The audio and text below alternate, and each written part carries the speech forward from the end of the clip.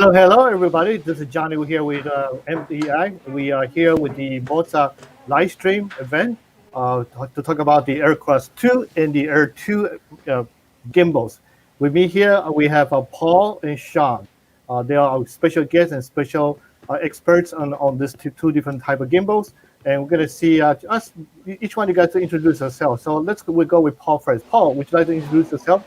Tell us a little about you and your experiences. Yeah, thanks, Johnny.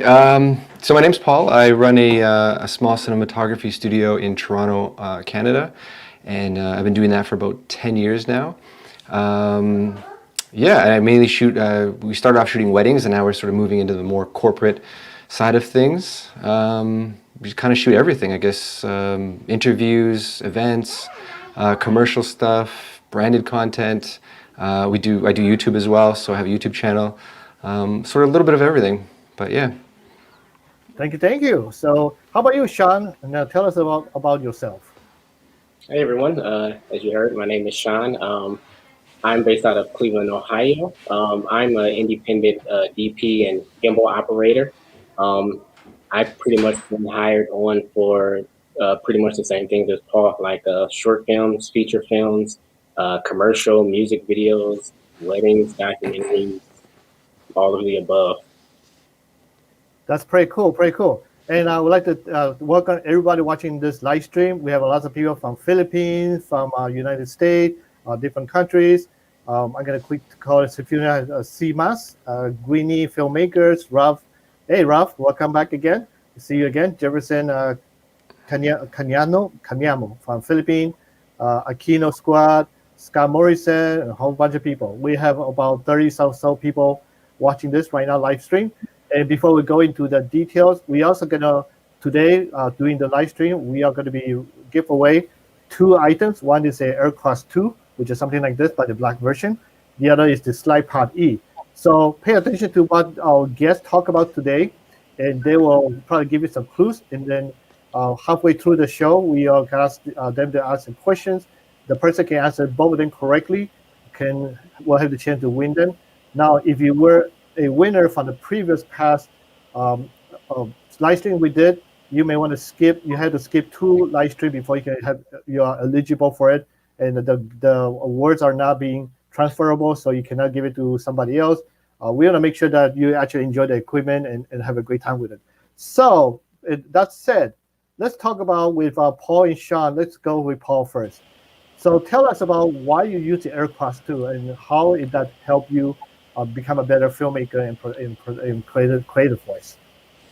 Okay, well, the history, I guess, it started off with when I started with a 5D Mark II or III or something. I think I got a gimbal that could handle that, and it was like the old style 2-handle type gimbal, and setups were like really heavy. And like back in the day, if you were shooting it like that, like you remember the shoulder kind of pump you'd get from using those all day. But so we started with that, and I think once I switched to a Sony like A7, I think it's A7 actually, the original Sony A7S. I think it was a time that Moza came out with the Air and AirCross, and so I had just seen the AirCross actually, and I thought this is great. It holds that payload. It's light and easy. It's one-handed. It doesn't take up much space to transport and do all that stuff. So I went with that, and I even got the dual handles for that because it was so light. And after using that, I was like, this is like the future. Every gimbal has to be like this. If it's not like this, like I don't want it. This is, and it was great. And I think it was just it checked all the boxes of being portable.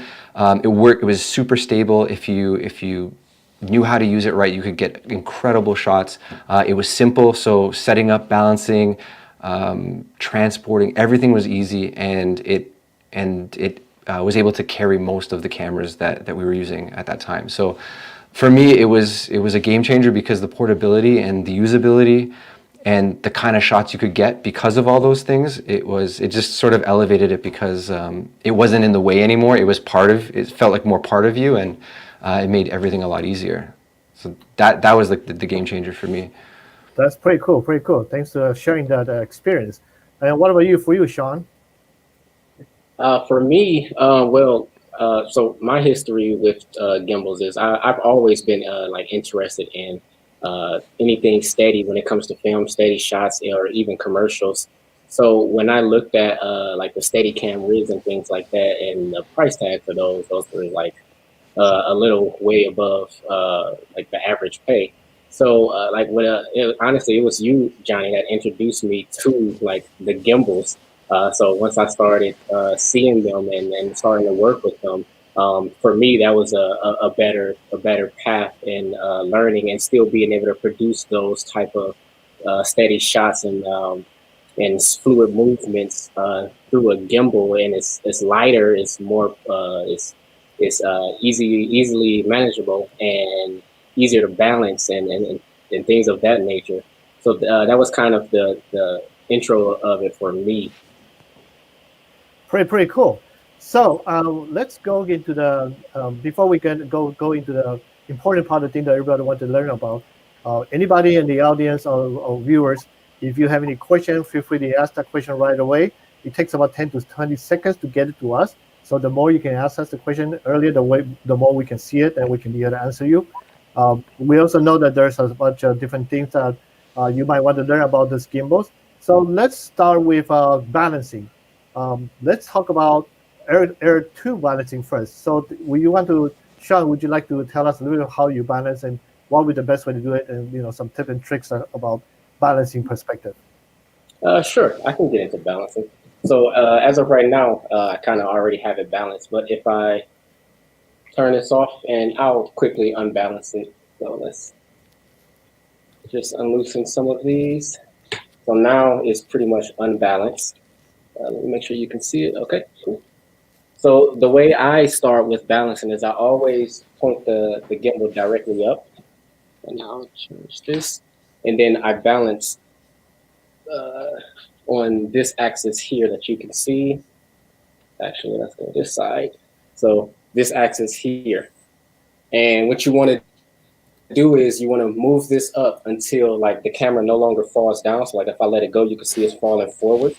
So I want to move this up even further until we have it balanced. So if I let it go, you can see it stays straight up. So you want to lock that down. The next one you want to do is this axis here. There's a little dial, a pin here.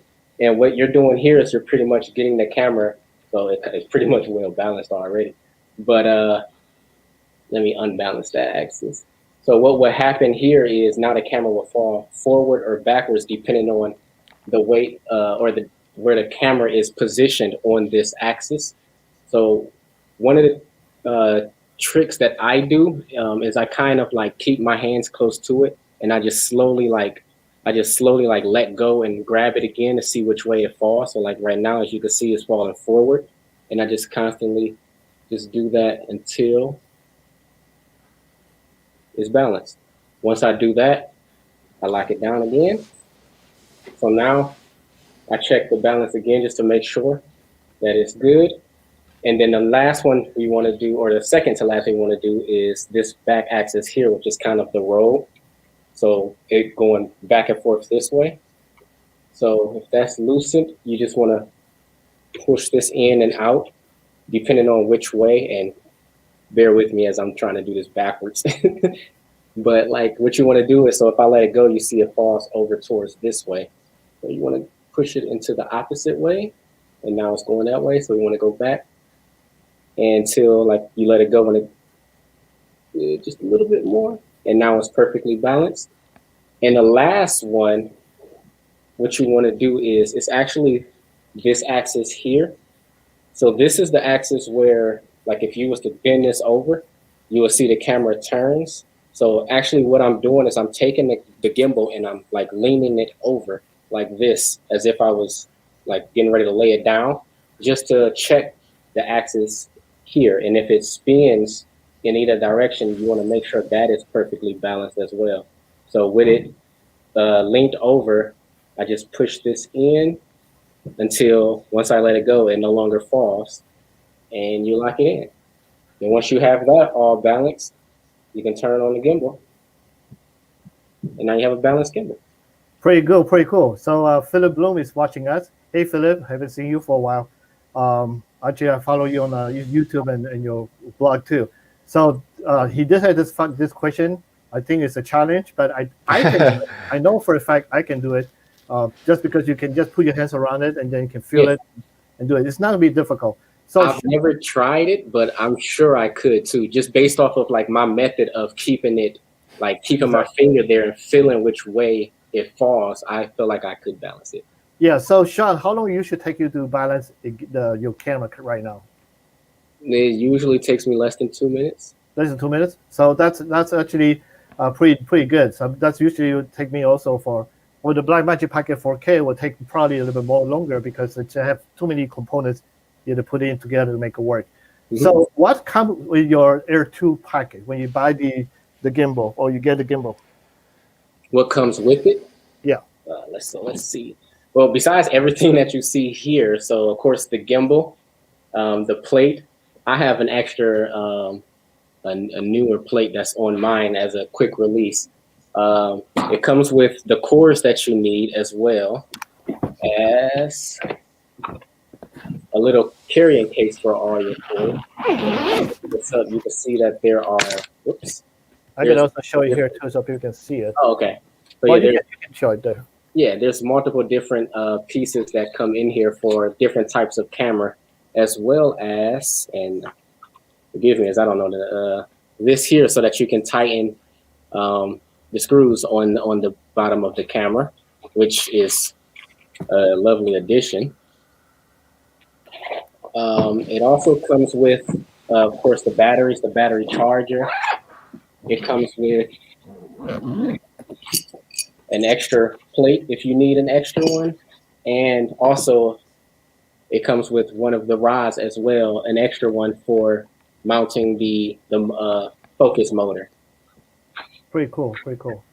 Now, someone is asking, do both the Air 2 and AirCross 2 have axis locking systems to balance? And I believe they do, right? So the Air 2 does not. It only has a locking for, I don't know if you can see it right here, for this axis. But as far as this part here, it does not have a locking mechanism. Right. Yeah. That's because the Air 2 was created a little bit earlier time frame. So Paul, let's talk about how you balance yours and what kind of locking system yours have. yeah, first of all, the locking system is awesome. That's actually one of the things, because I'd never had that in previous gimbals. Actually, I never even had that in the AirCross. So now having it, it's just like I literally just lock them all, and then that's it. Just lock them all. You can either transport it like this or change the orientation and lock it and then transport it that way.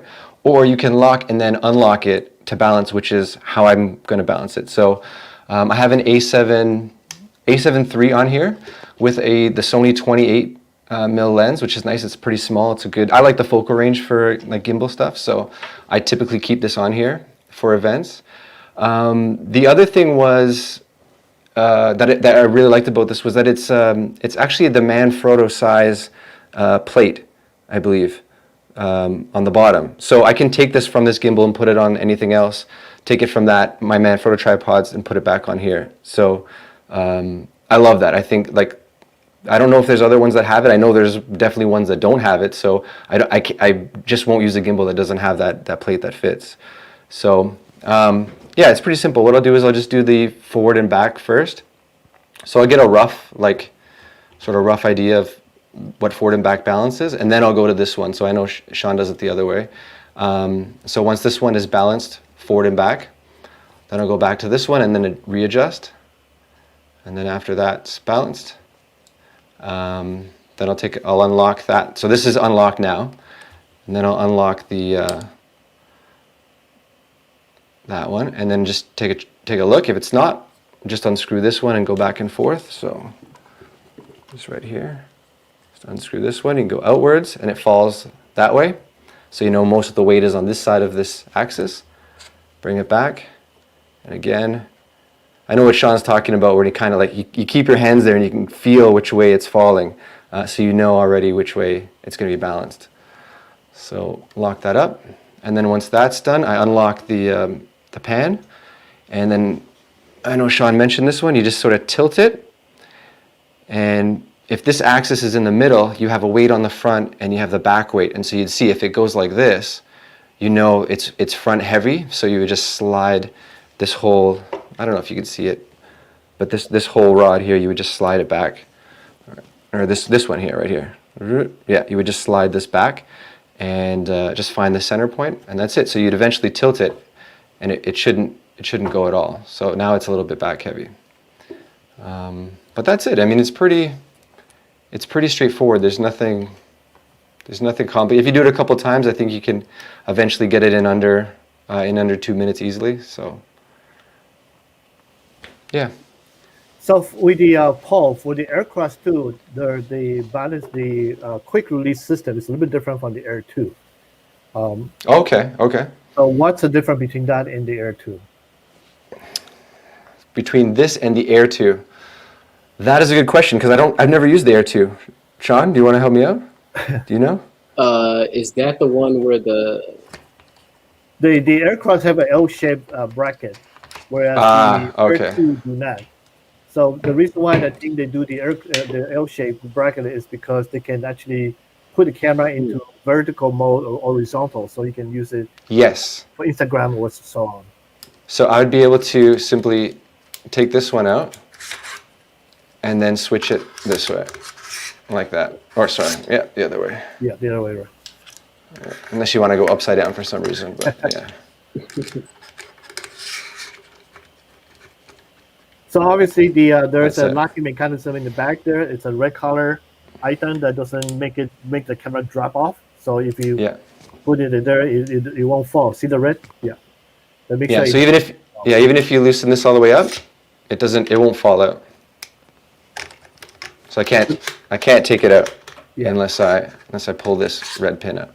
Excellent. That's it. So we have a question for Aquino. Does the Moza Air 2 and the Moza AirCross 2, are they compatible with the Canon ADD? Well, how heavy is the ADD? I look at the ADD. It's actually not bad. I just checked it out. It should be able to work just because it's a regular DSLR camera. So yeah, I'm very sure you could, and then you can actually control it too, because Canon is one of the first company brand that they actually be able to control with the gimbals, either AirCross 2 or the Air 2. That's for sure you can do that. So that should not be an issue. So Jocelyn had this question earlier, but I think somebody already answered. That's for Paul. Anybody know the A7? Okay. Sigma 2470. So I don't have the 24 to 70. I know it's about, I want to say, why do I think it's in like the 800 gram range? So that plus this, I think it would be on the upper limit, but I have a feeling it would be okay with the A7 III and that. Yeah, somebody answered that question also on the chat room group. So thank you very much for that question, and also responded to him, Jocelyn, sorry. So we have another one here. Does the Air 2 only work with cameras? Can it be used with smartphone as well? I would think I would say you can if you have some type of mount for your phone. You may be able to use it. I don't know if you would. I mean, because I know like Moza has other gimbals that's for like phones and things like that. So, but I would think you could, but I've never tested putting the phone on the Air 2. Yeah, I might guess that it'd be too light for it. That's my guess, but yeah. Well, what's the payload for each one of this? What's the payload for the AirCross 2? The payload for the AirCross 2. Oh, go ahead. Air 2, yeah. Paul first. Go ahead. sorry. AirCross 2 is 3.2 kilograms. Yep. So that's about 7 pounds. Right. Yeah. And then Shawn? So for the Air 2 is 10 pounds. 9.710. Yeah, that's about. So, well, I would not say you want to go to the maximum, just because when you go to maximum, you can react very, very erratically. So it may be difficult to handle by the weight of the motors. I think there's more questions. So let's see. Okay, this is a good one. Does both units, Air 2 or the AirCross 2, have the axis locking system to aid in balancing the camera? So we already answered that earlier. Do we? That's my mistake.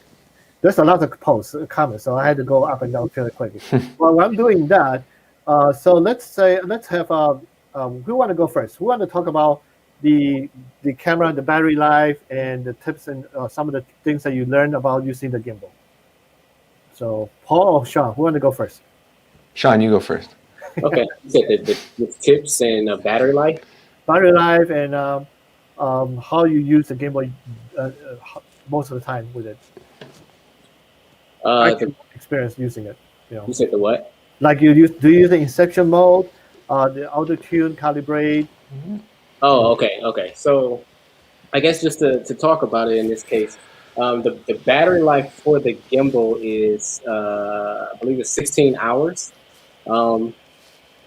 The modes that I use mainly is, I guess in this case, the default that comes with it. But I also use I have used Inception. I've used it on a music video. I don't use that one quite often.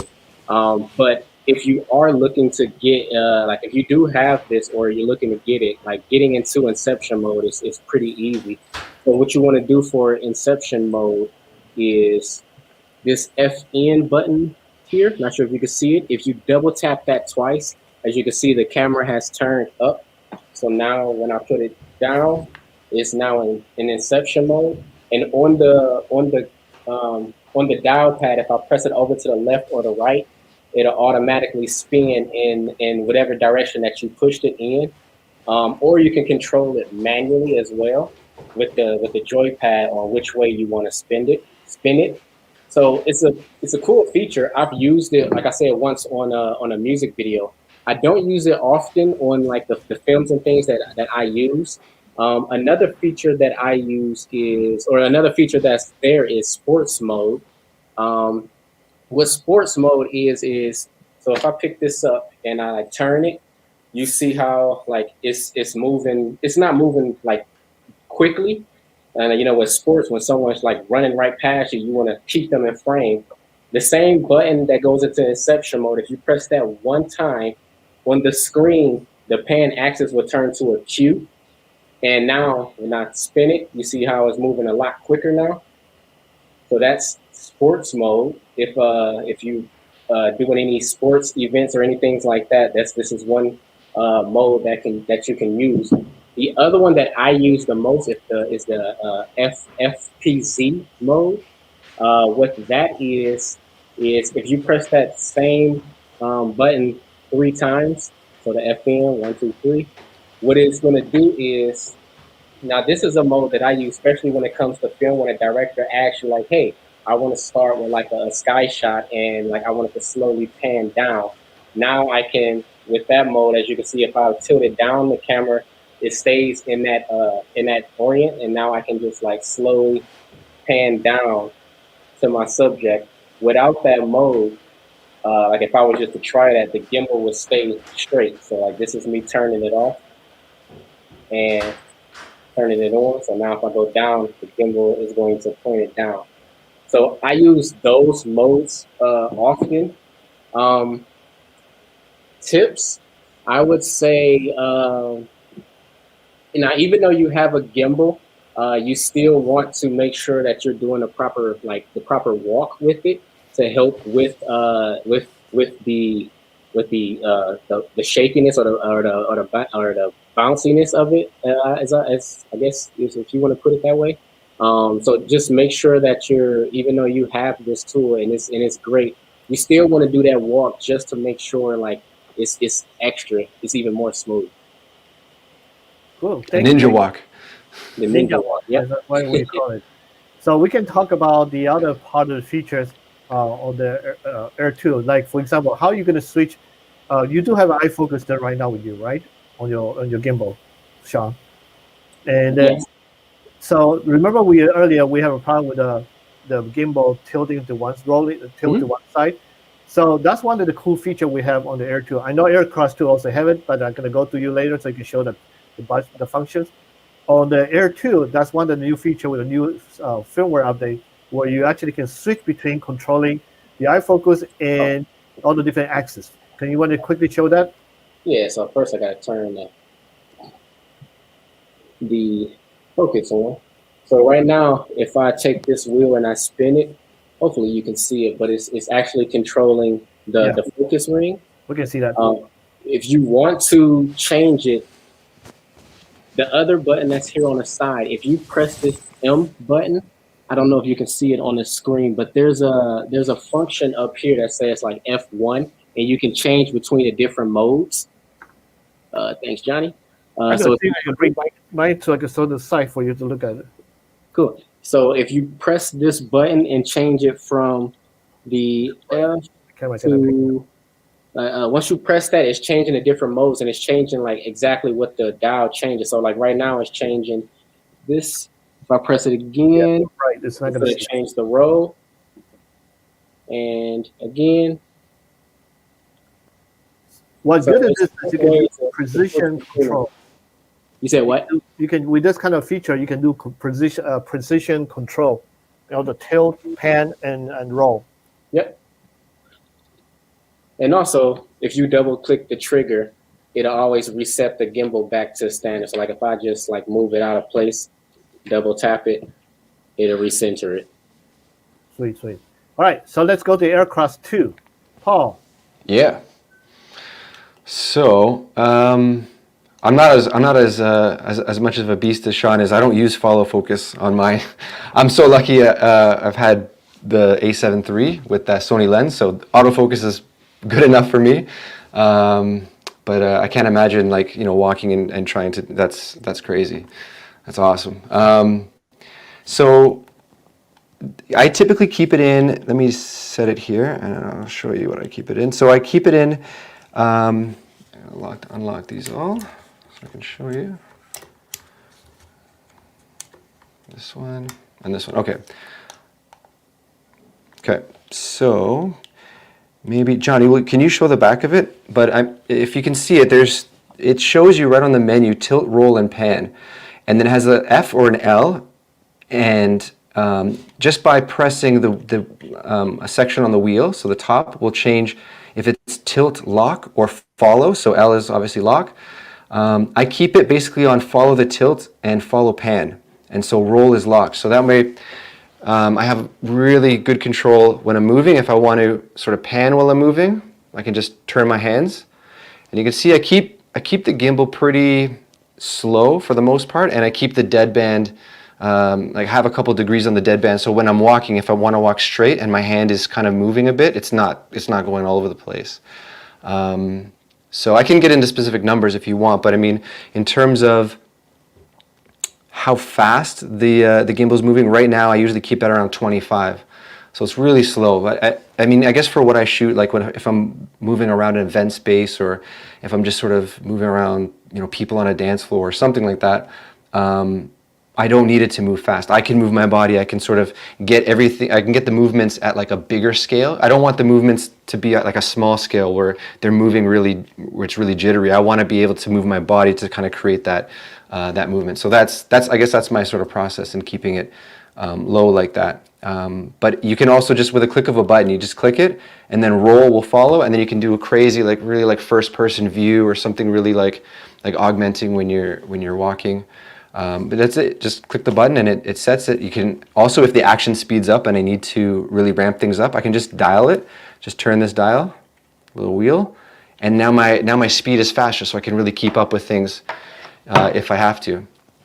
The other thing I have is I have this wheel usually, so it's changed now, but usually it's set to roll.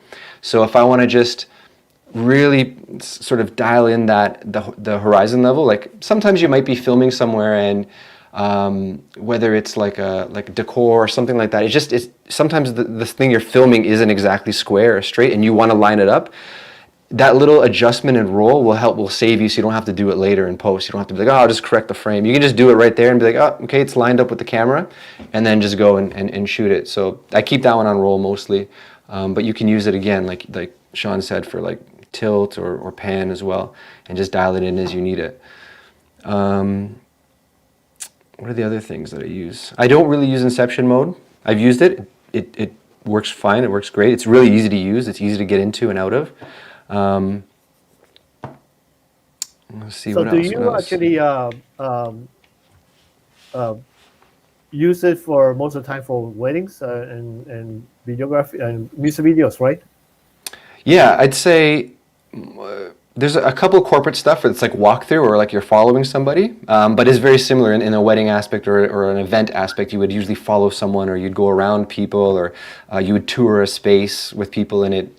That's sort of my thing. And like Shawn said, like you do have to watch this hand. You want to keep, if you're going to keep this still, then you're going to keep your knees and your body sort of bent, and they're absorbing the weight if this is locked. Right. Typically, I'll usually, sorry? Oh, no, go ahead. Typically what? Yeah, typically I'll use one hand here and the other hand just under the front, and that just gives me, if I'm usually doing a lot of like tilt up and reveal down and stuff like that, and that sort of just gives me a little stability. Or if this one with the tripod closed, I'll hold it here and here, and I can do this as well. And for turning, I'll usually, like I said, I'll usually turn my body as much as I can. I won't just rely on the gimbal turning. I'll make sure that my body is turned for the most part. Again, going down and up, I like it on tilt follow, because then I can adjust how fast it's tilting versus this, or if I'm just using my arms to go up and down. So I can really feather it in there. Battery life for your AirCross 2? Sorry, say that again? The battery life for your AirCross 2? It's 12 hours, I believe, but it feels like it's forever, because I basically never have to charge. I leave it, I use it at the event, and then I bring it home. I either don't charge it or forget to charge it. I take it out another event, it works fine, and then I'll bring it home, same thing, take it out again. But I don't know, it's Just run out and doing the one event that you had to be shooting. Yeah, no, but it's good. Like I do use it a lot, and I don't find that I'm ever worried about if the battery's gonna, once it's fully charged, I'm never worried that it's enough for the, for the event or whatever. All right, we got a whole bunch of questions, so I'm gonna pop a few now. Here's a good question for both of you guys.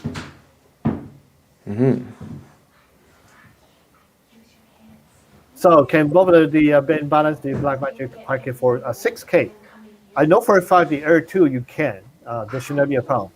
The AirCross 2, it's probably barely. You may have to strip it all the way to the bare minimum to be able to make it work. Like no cage, no external hard drive. No V-mounts. Yeah, completely naked. But if you want to use, and using a light lens, if you use a heavy lens, for example, I did try the Blackmagic Pocket 4K as the way you see it right now here in this setup on the AirCross 2. I had to use counterbalance counterweights to counterbalance it, and it still doesn't work 100%. That's why we've been testing that for. The other thing I also noticed was the AirCross 2 stopped vibrating a little bit more than usual. So I would not recommend the AirCross 2 for the Blackmagic Pocket 6K or 4K, or even the 6K Pro, which is the new one that came out, because of that concern that people can have. Let's see what else question here. So this is the follow focus gear skip. It doesn't happen to me, and I don't think it happened to Shawn at all, right? Skips, no. I haven't had any problems with the follow focus, and I've used this on multiple different feature films and short films and stuff. So approximately how many times have you used the Air 2? Me? Yes. Oh God. Say 2 years ago, almost like every weekend. Literally, yeah. And all the time you're using with the iFocus, there's no problem with the gear skipping. So yeah. I don't know. I don't have an answer for that. It might be something to do with the gimbal, or maybe something to do with the setup or the security under here. This I do know this part of the reel, the rod for the iFocus can be a little bit difficult to deal with sometimes, but not going to be an issue. We have another question. AirCross perform with the Canon 250D. I don't know how it performs. I've never tried it, but I know it would probably perform. Yeah. All right, so this is a good one. Jack had this question. How is it easy to set up external audio and light attach? So where do you attach your audio and light? Well, for me, I mean, I'm not usually running audio into this camera. If I am running audio into this camera, it's probably likely the Rode. This is what I'm wearing now. The Rode. What is it? Wireless Go. So the receiver's on top. It weighs nothing. It balances completely fine with that receiver. If I'm not using that, the only other thing I'm using is probably a mini shotgun that plugs into the top as well. So, and that's fine too. I've never had any problems balancing that. I won't typically run a light on here. If anything, I would run like a magic arm from here and then attach the light off of here if I needed to, like off to the side or something like that. And I would basically agree with that. Like, I've not attached any lights to the gimbal personally. Most of the sets that I'm on, like there's lights and everything that's being done by other crew members. Even with sound, like we have a dedicated sound person. But if I was to attach it, audio system to this, it depends on what that audio system is that you have. As long if it's something that goes on top of the camera, as long as you keep in mind that, like if I turn this off, when this gimbal goes back, it's something that won't hit up against the back of it. Then you should be fine with balancing it, and as long as it's within the payload as well. Wow, actually, I didn't realize the time really flies so fast. It's actually 7:41. We already passed the first Oh my. part of it. So let's do the first question right away first before we continue all the other questions we have here. We do have lots of comments here. So, all right. So this is how it works. We're going to ask each one of the guests to ask one question about the product. Whoever answer both of them at the same common post first correctly wins. So the difference is there. Just because you press enter on your side of the computer, it doesn't mean that you're the first, because it may take about 5 to 10 seconds to get to us. So it has to be our screen whenever we see the first post answer correctly for the two questions, then you'll win. I want to make that clear just because I've done this so many times already, and we always had this confusion about it. Shawn was one of them in the past. So actually, tried to win something in another live stream, and then we realized he was the second person who actually responded in our time frame. So with that said, let's start with Paul first, and then we go to Shawn. Think about, once you finish asking your question, Shawn, you can immediately ask a question, and then whoever answered both of them correctly in the first or the same common post wins the Slypod E, which is what we are giving away right now. All right, Paul, go ahead. Nice. Okay, so on my AirCross 2, what is the official runtime for the battery? What is the official battery runtime? What about you, Shawn? That's funny. I was going to ask the same thing. What is the battery life for the Air 2? All right, there are your two questions. Then go ahead. Whoever answered both of them correctly. Go, quick, hurry. Who's going to get it? Both answers. So you need both answers together. Oh, I saw one. Which one? It's jumping all the way up. Yeah. Oh yeah. Oh my gosh, hold on. Okay, wait. This is the one I saw. I saw Gary, Jack Harrington. What about the one right above that, Gary? I see. Yeah, 16. Oh yeah. You're right. AirCross 12. That looks about the That first. is the first one. This is the first one. Yeah. Hey, Gary, congratulations. You just won the Slypod E. So here we're going to do this. Send me a DM from Instagram or send me a message on Facebook, and that my information is on the screen. And this way I will connect you with Judson, so this way they can get your information and ship you the product. Just remember, if you have done this before, you will not be eligible for that. So just want to make sure that you're aware of that. I just wrote down your name too here, just in case. I need that also from reference. And congratulations, Gary, you won that. I'm going to go back up a little bit about, there's somebody talking to us about the wireless signals thing. So I want to make sure that we can, there's a lot of answers. But oh, this is a good question. Does it have an overload indicator if too much weight loaded to gimbal? Well, I've never overloaded the weight. Does it have an indicator? I don't think it has an indicator. You just may not be able to balance it in this case. But I've never seen an indicator, or I've put, like I said, I've put the gimbal to the test. Yeah, I don't think there's no indicator. Johnny, correct me if I'm wrong. You know what? The gimbals. If you overload the gimbal, it will shut down. It will just go to sleep. Just like when you're out of balance, you will go to sleep. So that's your indicator. If you go to sleep, it may be a less reason. Not correctly balanced. The weight is too much for it. It just couldn't handle it. And then you might need to calibrate. So those are maybe the 3 issues why you shut down right away. I have another question here earlier that I want to go up there and check it out. There's a question about for Paul. It does have a balance check though, just so you know, in the menu. You can check the balance, and then so when everything's sort of, I mean, if the motors are working and everything's kind of good, you can figure it once you turn it on. You can see how well you've balanced it. If an axis is off, or if it's too front heavy, side heavy, whatever, it'll let you know in there, and you can correct it. So let's see. All right, so I'm trying to find it. There was something about. There's a question about the. I read it earlier. I couldn't find it. It's take a while to find.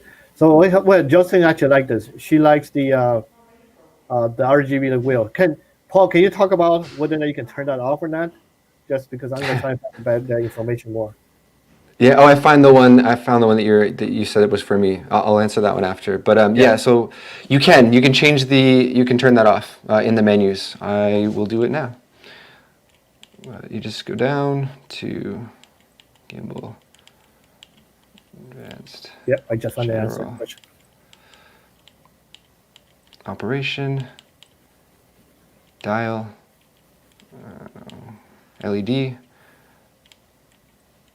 and then off. And you can see it's off now. And that's it.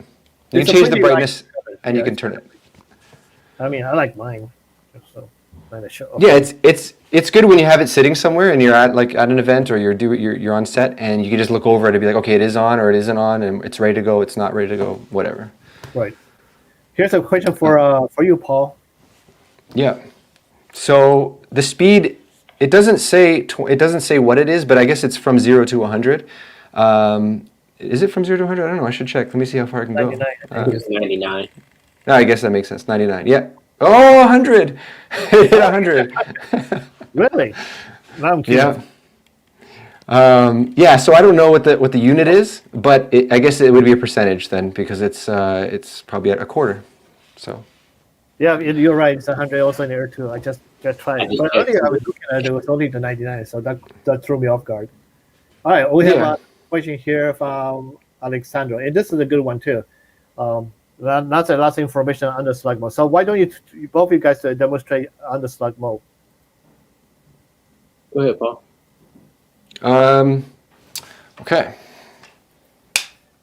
Okay, you're gonna have to help me because I don't know if I've done under slug mode. Is it just we just bring it out like that? That's one way to do it. Correct. Yeah. Okay. And that's it. Yeah. Same. God, it looks so light on yours. And just the thing is, mine is heavy. Well, I think I'm just really strong. Is that maybe? I don't know. It can't be that. You're really strong. So. So yeah. So now it's yeah. So the way that Shawn is doing right now, Shawn, hold you up on the slug, and Paul, put yours on the slug. There's some diff. See, you see the back roll camera can hit the camera, but Paul one is different. Paul have this thing in the back. Where? He does do a reverse, right? Paul did a reverse. Oh, I see what you're saying. Yeah. See, here's the different way. So that's the two way you can do under slug mode. One is the basic way that Shawn just did, and the other one is the way that Paul did. Paul, would you do that yours again? Yeah, sure. The slow motion. So, yeah. So it's facing. So everything, the screen's facing me, camera's facing out. I just sort of support it a little bit, and bring it in like that.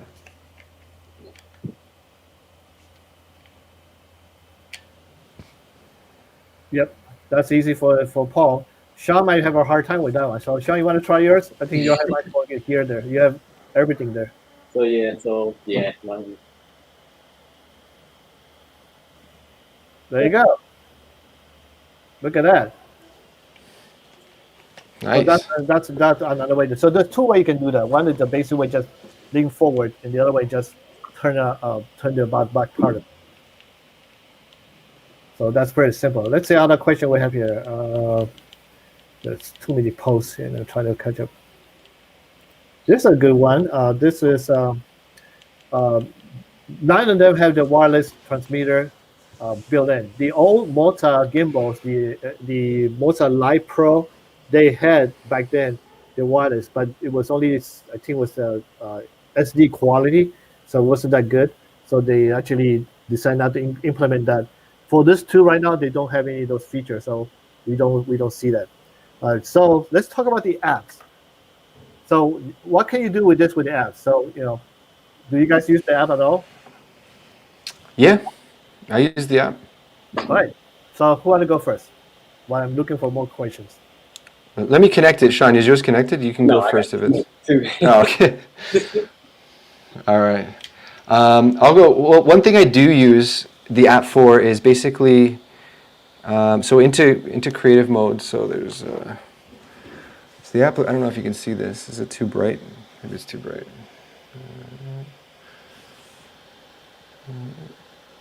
All right. Yeah, it's hard to see So them.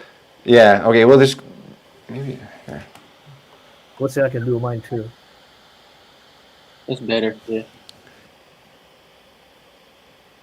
So it's really dark. Okay. Yeah, we can see it now. Now we can see it. So there's all these options here. I go into creative mode usually, and then use a track recording. And this is really cool because you can set points basically in real time and watch how the gimbal moves when you set the points. So let's see. If I add a point there and I move it, can you see the gimbal moving behind me? Yep. So it's basically setting the point in time, and I can double check visually that it's in the right spot. So that's my first point. I'll add another point. Well, I added 3 points, but okay. So now I have 2 points, or 3 points. So it's going to go from this point to this point to this point. And that's all, that's sort of showing you the axis in where in time or where in space it actually is going to be. So if I move point 2, you see the camera moving? I can set it up, and then it's going to go to point 3, which is over here, and it's going to finish down there. And so then when I run it through, and you can tell it how long you want each transition to be between each point. So this is great for just, I mean, automated video if you're not going to be there to man the camera. If you want to put it, instead of just putting it on a tripod, put it on a tripod on a gimbal, and then have it actually do something for you. And then you can start it and run it from your phone. I find this one useful, and again, for time lapses, it's the same thing. It's basically this similar setup for time lapse. So super useful. I like that feature a lot. So you can do also, I'll start with this. Paul Voden have the feature that you can do object tracking. So you basically have to put the phone on top of your camera, balance it with that, and then using the phone to do the tracking of the person. I don't use that very much because once I put it on top of it, the balancing can be a little bit difficult. And also depending on your phone. I do recommend you use a smaller phone. If you use like a Samsung Galaxy, which is a huge tablet, almost look like a tablet, that would be hard to balance with any of those devices. So you got to think about that perspective. And then the tracking part of it actually works really well as long as you have a clear foreground and background, so people can actually see the foreground, the person you want to track, or the subject you want to track. So this way it will track easily. So the other feature I like is mimic. So Yeah, very it's like- simple. They have mimic options. So Shawn, you don't have yours set up, do you? Did you? I do, yeah. So What is that's your what mimic? I was going to talk about. Like one of the ones that I like and one that I've actually used in this case is the Mimic. So if you look now, I have my phone. Hopefully you can see it. Oh, look at that. Yep.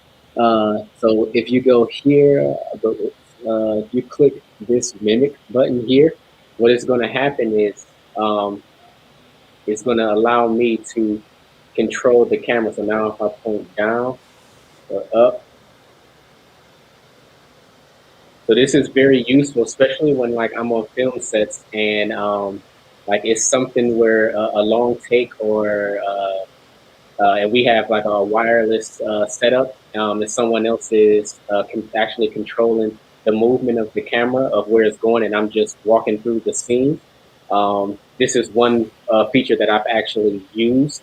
Now I had the phone around some other like within like a cage and some other attachments to help with like smoother movements versus just holding the phone on itself. But yeah, it's a pretty cool feature. Yeah, we are doing it right now with the AirCross 2. Paul had it earlier playing with the 2. It's almost like playing a video game, driving a car. Yeah, it's really You can satisfying. I don't know what it is about it. Yeah, within the mimic too, you can also like change like the sensitivity whoops, other side over here and like lock some of the axes as well. So it gives you some options while you're in there. Yeah, there's a lot of feature in the app itself. I do know that the iPhone app is a little bit more robust than the Android app. There's just because there's so many versions of Android, so sometimes when the program make the design can be not working 100%. So if that happens, always trying to figure out, contact the Gutson or trying to see you can try it out the different phones. There's a way you can do selfie. I can't remember how to do that right now Selfie within the app or on a gimbal. with the app. Selfie with the app. That's I know if you press on the AirCross 2, you just press it 3 times. Right. 1, 2, 3. Is that it? Yeah, it just turns around and now it's looking at me. Yeah, I thought it was also on the on the app, but on the app also some of the cameras are supported, can do stop and start recording, so you can actually use the app to do stop and start recording. So in the app, you have to go to remote control, and then there's a selfie button. Oh, duh, I missed it. Yeah, I know. I knew where it was at. I just had to think about it. So it's like the same spot. You said it right in front of me. Say selfie. Another thing about the app as well, if you not using like the going through the menu system on the actual gimbal, there's all the menu systems within the app as well, so that you can change and turn off axis and calibrate and balance check and everything from the app as well. So you're not just limited to you can utilize either the app or the gimbal for doing that. Right. So this is a good question. So because people have seen that I have a white one and kind of jealous about it, I'll let you know that they do sell the white version. However, I think the white version currently on the Moza website is out of stock because it's much more expensive to do color white, and also it can get dirty very quickly. So you have to have a clean hand to make sure you can do it right to work with it. Let's see who else. There's another couple of questions here. Man, having the menu on the gimbal, like this is my first gimbal that had that. Anything else I owned before never had a menu, like even from Moza or from another company. And it's awesome. Like just to be able to just quickly go into the menu and change like the speed, like that was unheard of before. You'd have to get out your phone and connect and Bluetooth, and it wouldn't work sometimes. And this is awesome. That menu, yeah. Here's another question from a wandering soul. Can you use the wheel on AirCross 2 to control a power zoom lens? Power zoom lens. So the answer to that is yes, potentially. All depending on what kind of camera and lens. Right. For example, certain cameras you can connect to the gimbal through the camera to a USB cable, and you can actually control the camera function through the gimbal. So like aperture, ISO, zoom control, zoom lens, and such can be done. But there is a slight stepping control issues. So because I think it's a software issues that when you're using zoom lenses and you do the zoom with the wheels, you may have this kind of stepping feeling of it. I don't think that's something they have fixed yet so far. But I know you can use that with the Canon cameras. The GS5 definitely can do only control the aperture, ISO. In some of the native lenses, like the 1235, like what I have right now here, you should be able to do the zoom part because I done it before a while ago, but I haven't done the research, so I don't want to say that it is there yet, but I done it before. So a couple things also, when you going to update your firmware with any of those gimbals, it's recommended to use a computer to do your updated firmware, just because sometimes when you're using a phone, you may be on Wi-Fi and your Wi-Fi signal may drop off, and if that happens, your update will freeze and your gimbal will become useless.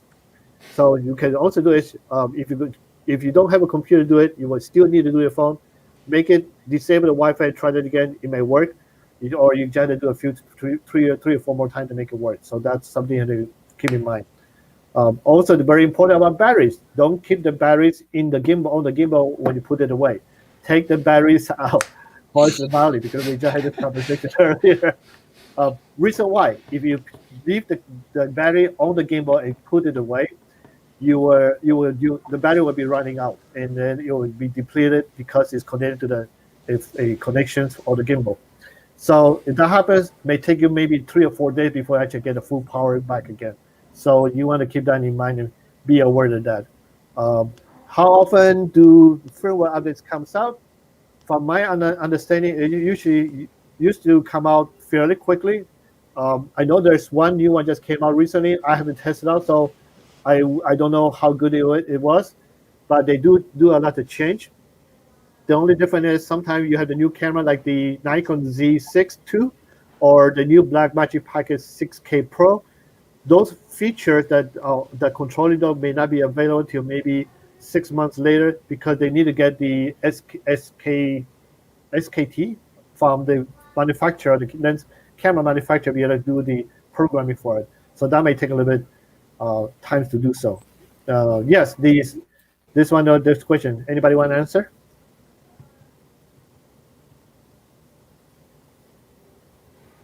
Subject locking, so like a follow. Yeah, follow the subject. Yeah, it is basically object. Yeah. So that's the feature with putting the phone on top of the camera and turning on the object tracking. Yeah. Is that what is that what that's referring to? I think that's what Amir was talking about. Okay, so yeah, what you want to do is download the Moza app. Within the app, there's a object tracking feature under the creative video. But what you have to do with the Air 2 at least is you have to mount your camera, your phone on top of the camera, because that's going to play as the video screen for you to draw the box on what you want to track. And then once you do that, it'll track that the person or whatever it is that you're tracking. And here's another question: does it actually drain the battery when you have object tracking? From when I used it, I didn't notice any like significant drain. Right. Anything more than just using the phone. Yeah, I don't think it would drain the battery, and you just had to have the camera set on, so it doesn't drain as much as the normal way to do things. Yeah, I think it'll be your normal drainage from using your camera in this case. So let's talk about two things before we do the final and then close this down. One is auto tune. That's one of the features that both of this gimbal has. So who want to go with that? The other is the calibration. And why do you need do calibration? So Paul, you can do the auto tune, and Shawn, you can talk about calibration. Okay. Yeah, auto tune is it's basically a simple way to figure out what power the motors need to be set at to balance your configuration, your lens, your camera. So it's in the menu settings. So you hold the center button, go to the menu, gimbal operation. Actually, no, it's in, where is it? Advanced auto tune. Yeah, so advanced auto tune, and it's literally the first option. And when you click on it, you'll see now it's shaking. So it's basically rapidly moving back and forth to figure out what the balance is and what the weight is on each axis, and then it'll come to a final setting, and then that setting will be optimized for this setup. It almost like the gimbal dancing. Yeah, and so even when it's done, it shows you the power of the motors on each axis. So tilt is 70, roll is 97, and pan is 74 for this setup. And it's super simple. Like, I mean, it couldn't be easier than pushing a button and letting it go. Yeah. I think there's a button here you can press too for that. I can't remember which button it is for. Like just on the outside? Yeah, on one of the button switch. I can't remember which one.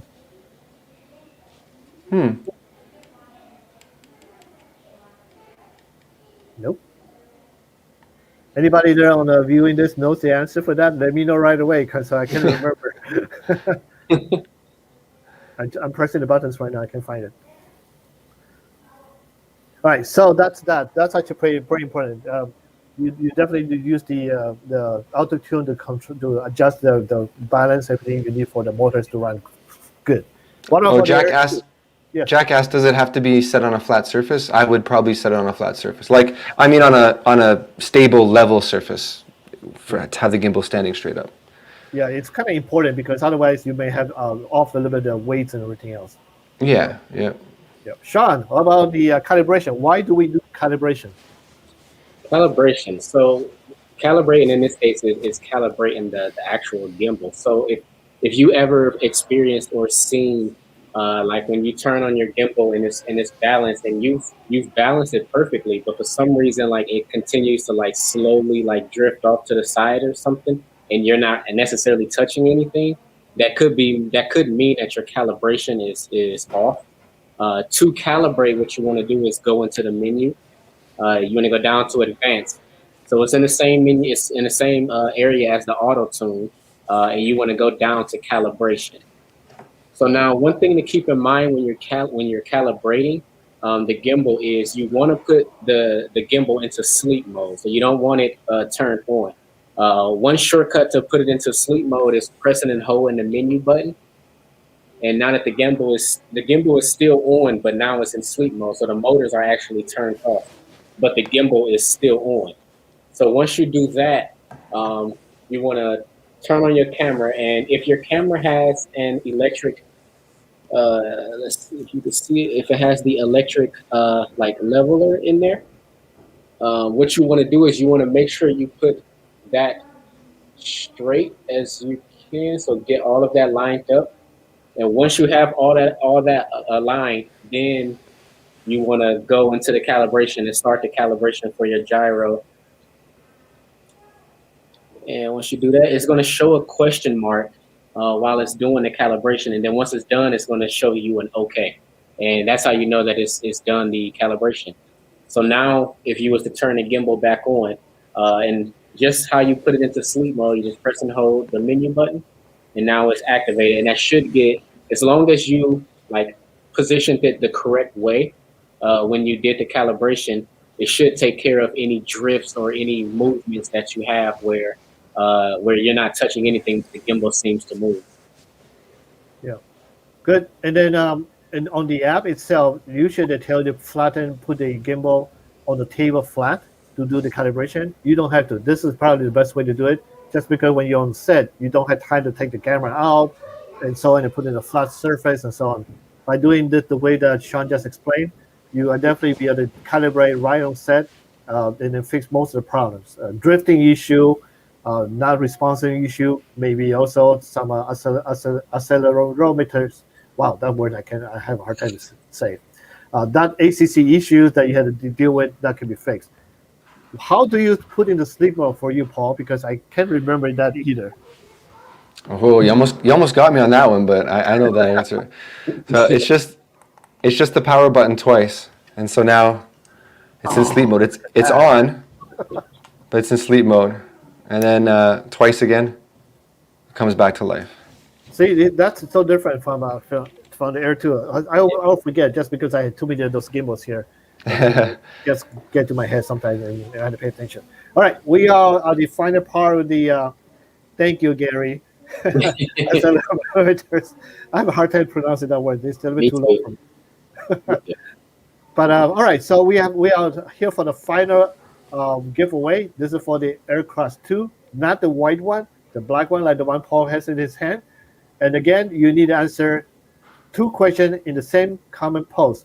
Then you can win it. And remember, if you have won before in the past, you're not eligible for this one. They had to wait another live stream after that. You can participate. Oh, we have one guy do something. The guy had been. Okay, all right. The hauling hour. We are not from Gutson Company. We are just users like you to try to learn how to do this better job, and we actually have some understanding how to do this. No, Gary, you're not winning again. You already got a Slypod E.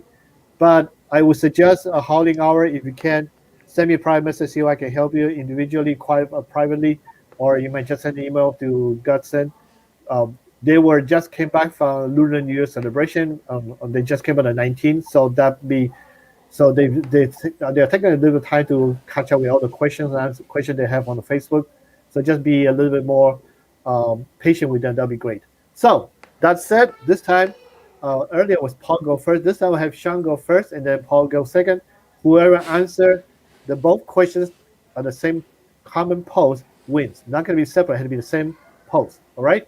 So Shawn, go ahead. Okay. I'm going to start with let's see who was paying attention. What is the name of the feature that allows you to use your phone to move the camera? Yeah, that's a good one. How about you, Paul? All right, this is going to be, I don't know, this is a hard one, but I think we went over this, so this should be okay. What is my setting for my movement setting on all the numbers on the main menu screen that someone asked about? All right, you got a tough one there. All right, so everybody, the first answer of the both questions that appear in our screen wins the AirCross 2, which is a very, very cool one. Oh, I see them coming in. Jack, there's one. Oh no, there's Sherry. No, there's one more. Oh wait. Oh wow, they just came in pretty quick. Sharon. We had to skip Gary because he already won. Yeah. Man, he's quick. He was quick. Yeah, I see Sharon as well. Sharon, yeah. Did Sharon get it right? Mm-hmm. She got mine right? Yep. All right, congratulations, Sharon Aravil. Wow, sorry about butchering your name. But the same thing happened with you. If you can send me a DM on Instagram or send me a message on Facebook, and I will continue with the company. So this way you can get your AirCross 2, not the white one. Congratulations, you are the winner of this. So for Shawn and Paul, would you like to tell the audience how can they contact you if they want to talk to you more about gimbals and other stuff? Shawn? Yeah, I'll go. Oh, sorry, Shawn. Okay, Paul, go ahead. Oh, go ahead, Paul. Oh, sorry about that. Yeah, so at Paul Voden Films on Instagram, Paul Voden at Twitter, and then on YouTube, just my name, Paul Voden. So come by, leave a message at the channel, watch some videos. How about you, Shawn? For me, you can just follow me on Instagram at SteadyCamShawn. If you have any questions or anything, just DM me. Excellent. And again, really appreciate everybody watching this. We did going over a little bit over it, but because there's so much to talk about, and there's so many questions that people are asking, so it's actually people still answering the last question too. But we're gonna see that you guys are actually paying attention to our guests, and I appreciate all the guests here, Shawn and Paul, to be here with me doing the live stream. We'll be doing another live stream on March 7th for all the not with this guests, but with different guests for the. Damn it! Sorry. But you know what? That means that you guys can compete also to try to win the prizes too. Oh, no. Yeah, there you go. March 7th will be the next live stream with Moza. We're going to talk about the mini gimbal series, which is a phone gimbals. The Mini MX, the Mini P, and the Mini Me, and the Mini S. The 4 different gimbals we're going to talk about. So that will be the same time, 7 o'clock Eastern Standard Time. Again, thank you, Paul and Shawn, to be here with me. And thank you, Johnny, for having us. Yeah, thank you. Yep. Thank you all you guys who watch for us. See you next time. Have a good night.